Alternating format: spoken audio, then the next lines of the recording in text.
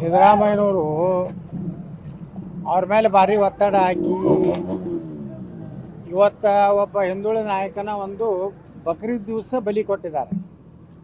ಇದು ಭಾಳ ದೊಡ್ಡ ಕಾಂಗ್ರೆಸ್ಸಿಗೆ ಮುಂದಿನ ದಿವಸಗಳಲ್ಲಿ ಸಿದ್ದರಾಮಯ್ಯನವರ ಇವತ್ತೇನು ಬಕ್ರೀದ್ ದಿವಸನೇ ಅವರ ಬಲಿ ತೊಗೊಂಡಿದ್ದು ಮುಂದಿನ 28 ಚುನಾವಣೆಯಲ್ಲಿ ಕಾಂಗ್ರೆಸ್ಸು ಎಲ್ಲ ಹಿಂದುಳಿದ ದಲಿತ ಏನು ವರ್ಗಗಳದಾವೆ ಅವ್ರು ಕೂಡಿ ಕಾಂಗ್ರೆಸ್ಸನ್ನು ಬಲಿ ತೊಗೋತಾರೆ.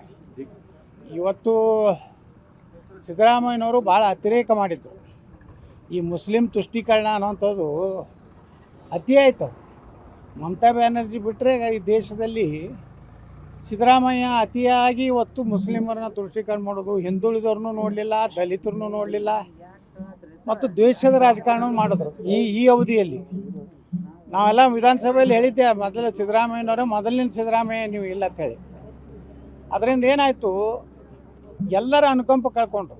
ಇವತ್ತು ನೋಡ್ರಿ, ಒಬ್ಬ ಮುಸ್ಲಿಮರೇ ಒಂದು ಸಂಘಟನೆದವರೇ ಅವರ ಮುಖ್ಯಮಂತ್ರಿ ಹುದ್ದೆ ಅಂತ ಖಾಲಿ ಮಾಡಿಸಿದ್ದಕ್ಕೆ ಒಬ್ಬರ ಪ್ರತಿಭಟನೆ ಮಾಡ್ಯಾರ. ಒಬ್ಬ ಮೌಲ್ವಿ ಇವತ್ತೇನಾರೇ ಇದು ಕಾಂಗ್ರೆಸ್ ಮಾಡಿದ ತಪ್ಪಂತ ಹೇಳ್ಯಾರ. ಅಂದರೆ ಸಿದ್ದರಾಮಯ್ಯ ಅವರು ಪೂರ್ತಿ ಮುಸ್ಲಿಮರಿಗಾಗಿ ಕಾರ್ಯಕ್ರಮ ಮಾಡೇ ಮಾಡಿದ್ರು ಕೊನೆಗೆ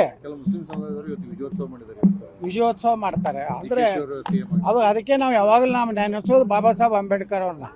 ಅವ್ರು ಅವಾಗ ಹೇಳಿಬಿಟ್ಟಾರ, ಇವ್ರು ಎಂದೂ ಈ ದೇಶಕ್ಕೆ ಹಿಂದೂಗಳಿಗೆ ಇವರು ಸಹೋದರ ತಿಳ್ಕೋದಿಲ್ಲ, ದೇಶಕ್ಕೆ ನಿಷ್ಠೆ ಇರೋದಿಲ್ಲ. ಇದು ಯಾರು ಅಂಬೇಡ್ಕರ್ 44ರಾಗ ಹೇಳ್ಯಾರ. ಇವತ್ತು ಸಿದ್ದರಾಮಯ್ಯನವ್ರು ನೋಡಿದ್ರೆ ಆ ಅಂಬೇಡ್ಕರ್ ಅವ್ರು ಹೇಳಿದ ಸತ್ಯ ಆಯಿತು. ಇವತ್ತು ಎಲ್ಲಿನೂ ಮುಸ್ಲಿಮರು ಒಂದು ಕಡೆಯೂ ಪ್ರತಿಭಟನೆ ಮಾಡಲಿಲ್ಲ. ಸಿದ್ದರಾಮಯ್ಯನವ್ರು ಇಷ್ಟೆಲ್ಲ ನಮ್ಮ ಸಮುದಾಯಕ್ಕೆ ಇವತ್ತು ನೋಡಿ ಇಡೀ ಕರ್ನಾಟಕದಾಗ ಅವರೇ ಅತಿ ಹೆಚ್ಚು ಮುಸ್ಲಿಮರು ಅದಾರ ಅಂತೇಳಿ ಪಾಪ ಕೊನೆಯ ದಿವಸನೂ ಅದೇ ಮಾಡೋದು ರಾಜಕಾರಣ. ಅದರಿಂದ ಸಿದ್ದರಾಮಯ್ಯನವರು ತಮ್ಮನ್ನು ತಾವೇ ಕಲ್ಲು ಹಾಕೊಂಡ್ರು. ಅವ್ರು ತಮ್ಮ ಹಿಂದುಳಿದವ್ರಿಗೆ ತಮ್ಮ ಜನಾಂಗಕ್ಕೂ ಏನೂ ಮಾಡಲಿಲ್ಲ, ದಲಿತರಿಗೇನು ಮಾಡಲಿಲ್ಲ. ಎಷ್ಟೋ ದಲಿತ ಅಧಿಕಾರಿಗಳು ನಾನು ಹೇಳ್ತಿದ್ರು, IPS ಅಧಿಕಾರಿಗಳು ನಮ್ಮ ಸಮುದಾಯನೂ ತುಳಿತಾ ಇದ್ದಾರೆ, ಬರೇ ಸಾಬ್ರು ಅವರ ಕಚೇರಿಯಲ್ಲಿ ಅವರೇ. ಹೀಗಾಗಿ ಸಿದ್ದರಾಮಯ್ಯನವರು ಭಾಳ ದೊಡ್ಡ ಪಶ್ಚಾತ್ತಾಪ ಪಡಬೇಕಾಗ್ತದೆ. ಯಾಕಂದರೆ ಇವತ್ತು ಅವರು ಬಕ್ರೀದ್ ದಿವಸ ಬಲಿ ಕೊಟ್ಟಿದ್ದು ಇದು ಭಾಳ ಒಂದು ಕಪ್ಪು ದಿನ, ಸಿದ್ದರಾಮಯ್ಯನವರ ಕಪ್ಪು ದಿನ ಇವತ್ತು.